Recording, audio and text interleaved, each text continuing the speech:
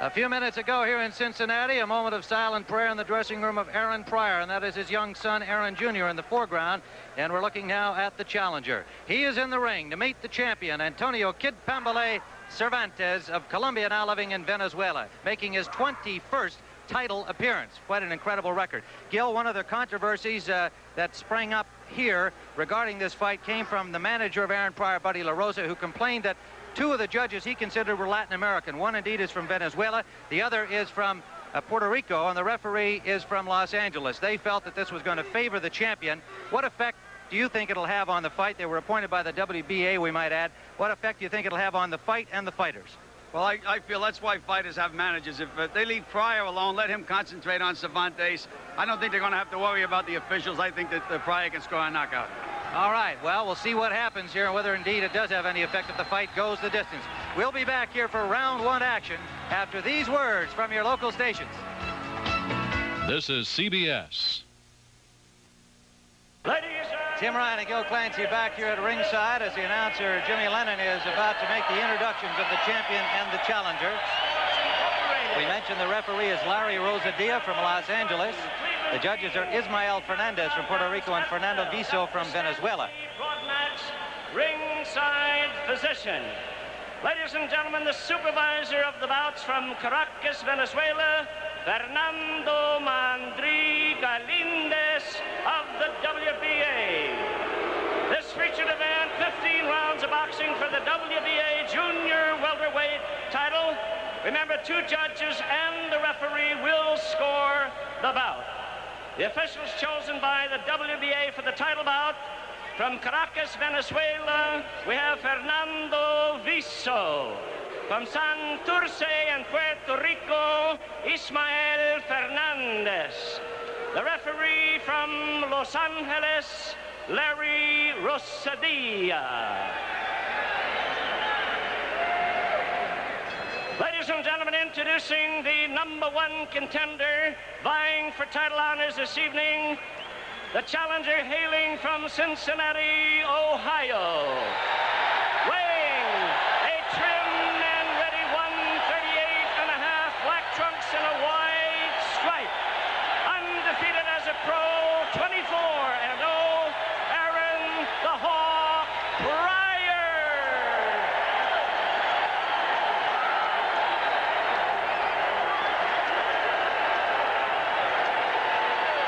Ladies and gentlemen, his opponent really needing no introduction, the great defending champion from Barranquilla in Colombia.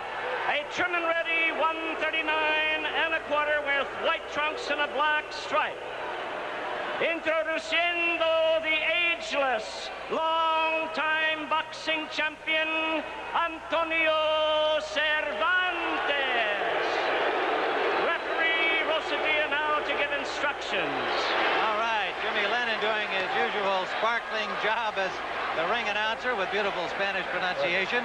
Pryor weighed in at 138.5, Cervantes at 139.25. The limit for junior welterweights, 140 pounds. I just want to remind you one thing. When you're tied up in a clinch, I'm going to say one word, that's break, and that means stop punching, let go, and take a step back. Cuando digo break, quiero decir que suelte y se separe, I want a good, clean fight, una limpia pelea. Buena suerte, shake hands. All right, Aaron Pryor, ranked #5 by the WBA, #4 by the WBC, moving up from the lightweight ranks. That's where he held those ratings and still does. He is moving up 5 pounds in weight to go after this title. He felt that he was not going to get an opportunity against either Hilmer Kenty or Jim Watt, the lightweight champions in the WBA and WBC, and so decided to take his title opportunity at this weight, 5 pounds higher than his normal weight. Antonio Cervantes, according to Ring Magazine, 85 wins, 9 defeats, 3 draws, 40 knockouts, almost half of his victories by KO. Aaron Pryor, 24-0 with 22 knockouts, including 16 in a row. And we're underway with round 1, and Pryor comes right at him like everybody expected, including the champion. In Cervantes, you will see a very relaxed fighter, no matter what kind of a buzzsaw attack Pryor puts on him. And he's getting that buzzsaw attack right away. They're winging right from the start, Tim. Pryor's style. He's got a lot of guys out of there in one round. Well, in that exchange, he did not land There's a good left hook from the champion, Cervantes.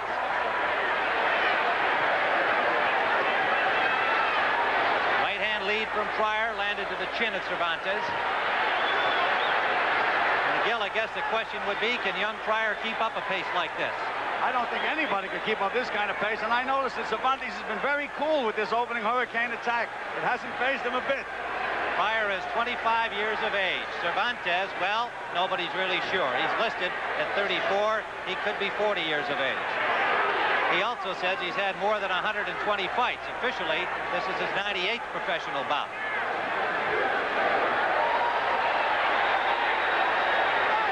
Aaron Pryor in black, the champion in white. They're both throwing bombs, Tim. Both looking for an early KO. Kid Pambele. Why is he called that? Well, an uncle had a fighter he liked in Nicaragua that he had followed. His name was Kid Pambele, less distinguished in his career than Cervantes, but that's how he got the nickname. It does not mean anything. It is indeed just a nickname. Tim, we noticed in the preliminaries that the canvas was very, very slippery, and Pryor has the kind of shoes that it should help him. He has the rubber soles, where Cervantes may be slipping with those leather soles. Let's see as the fight progresses. All right, Gil Clancy with Tim Ryan ringside, live on the Sports Spectacular. We'll be going to Talladega, Alabama today, back to Detroit, where Dick Stockton and Angelo Dundee are preparing to view tonight's Hearns-Cuevas Welterweight Championship fight. Less than a minute to go in round number 1. Okay, Frank, step back, please. A busy Aaron Pryor doing what everyone expected thus far. Champion showing that he is hard to hit. He has taken a couple of licks, however.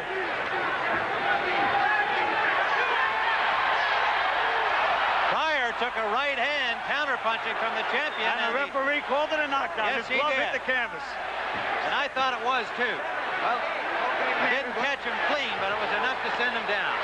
well, the rule says any part of your body but your feet hits the canvas, it's a knockdown, and his glove did go down. He took the mandatory 8 count, but came out showing that he wasn't hurt at all, and I really don't think he was.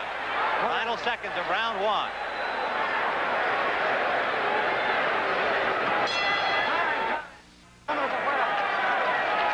In Aaron Pryor's corner, the venerable Freddie Brown, working as the cut man today, wearing his familiar green sweater, the man who had a lot to do with Roberto Duran's success.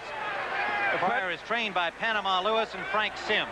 Freddie's not only working as a cut man, I saw him talking to Aaron between rounds, which means he's taking over the strategy as well. Well, he was getting strategy from 3 of them during that first break. Well, it'll be interesting to see how that develops. Well, they say that too many cooks spoil the broth. In this case, I counted 5 cooks in Aaron's corner. The champion is managed by Ramiro Machado, who is in his corner, and trained by Melquiades Sanz from Venezuela. This is round 2, scheduled for 15, 140-pound championship of the WBA. Aaron Pryor in black, Cervantes in white. If you just joined us, Cervantes set Pryor to the canvas with a right hand to the chin that did not hurt him, but had enough force to send him down. See that upper body strength of Pryor? He just shrugged Cervantes off on that time. Cervantes about 5'9". They call him 5'11", but we've been checking him out pretty closely this week in training, and my guess would be that he's about 5'9". Pryor stands 5'6". Against the sharpshooter such as Cervantes, Pryor is coming in wide open. He just paid for it on that last exchange, Gil, with a left hand from the champion. When he punches, he sticks his chin up in the air. That can be fatal any time in a fight. The legendary Kid Pambele has 40 knockouts and 85 professional victories. Pryor, the man who lost 2 close fights in the Olympic trials to Howard Davis a few years back, has a bunch of wins over the now champion Hilmer Penty, and also beat Thomas Hearns, the man who fights tonight in Detroit for the championship against Pepino Cuevas for the welterweight division, WBA. Under a minute to go in round number 2.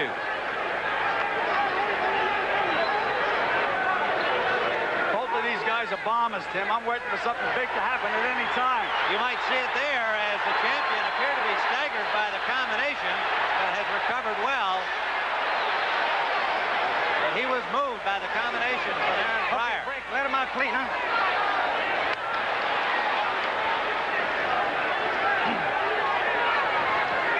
Tremendous pace in the early going. Under 30 seconds remaining, round 2.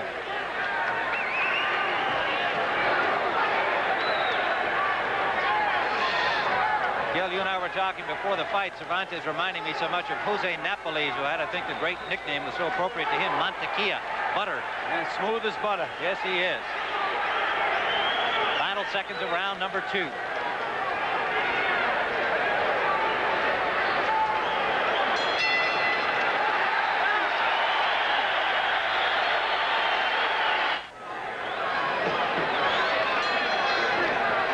Gil Clancy live from Cincinnati, Ohio, the Riverfront Coliseum.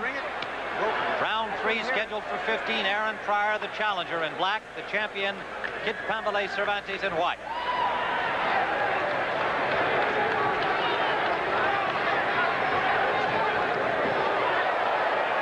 Pryor yet to taste defeat. The champion in his 21st title bout. He's won 18 and lost twice in championship action, losing to Wilfredo Benitez.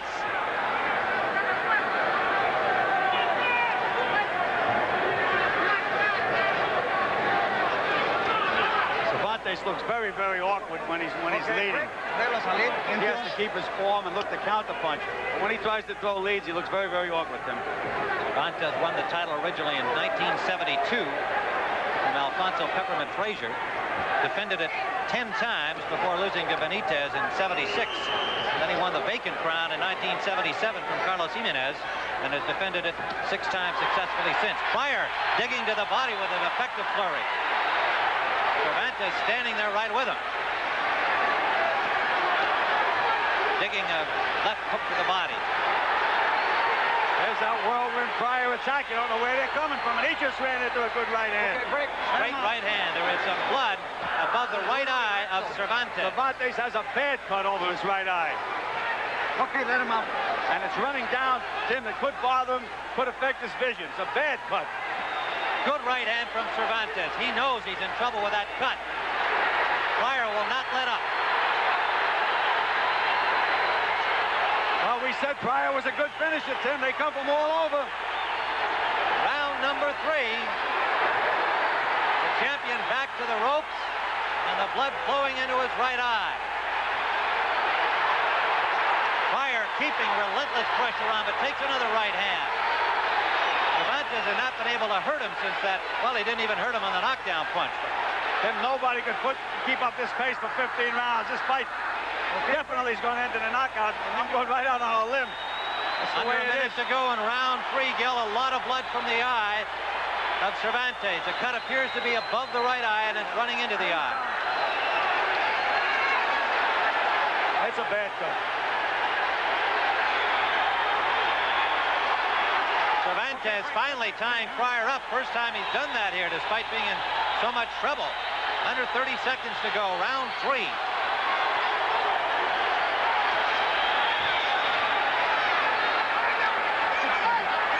Pryor to the body and up top. Jabbing away at that cut. Final seconds of the 3rd round.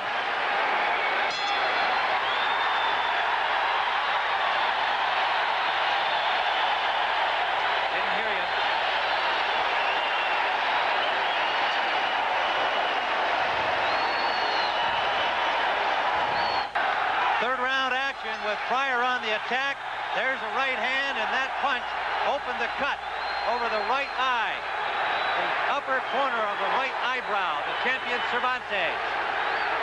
And his handlers, Melquiades Sanz, worked feverishly on him between rounds, but it is bleeding again already. Tim, it's a bad cut, and the referee did not go over to check the cut, nor did he call the doctor. And I guess he feels this is a championship fight. You've got to give the champion every chance. The referee is Larry Rosadilla from Los Angeles.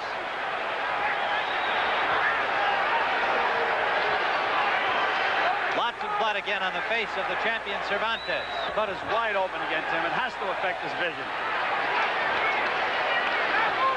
There is young Aaron Pryor Jr. watching his daddy in action, along with Mama.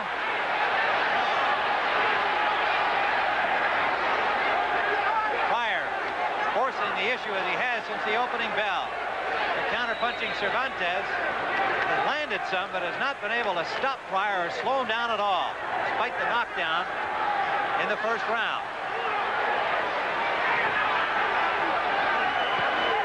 Good counter-punching right hand landed from Cervantes, but Pryor just right back with pressure. Just seems to brush them off, Tim, and he's changing his direction as he moves in, and that's confusing Cervantes. He's also jabbing pretty well for a guy that's considered a slugger. He's getting to that cut, and he landed a good combination. I told you, Pryor's a good finisher, Tim. He's got him down. Good finisher. A good punch.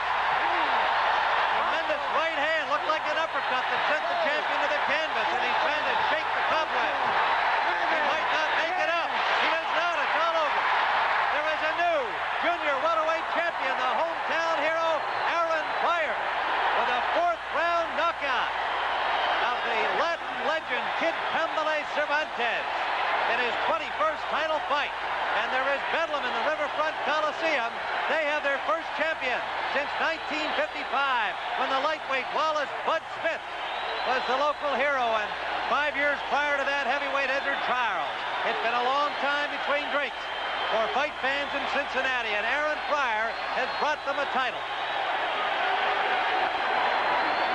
Well, he had himself tremendously psyched for this fight, and he was also able to come out and do the job physically.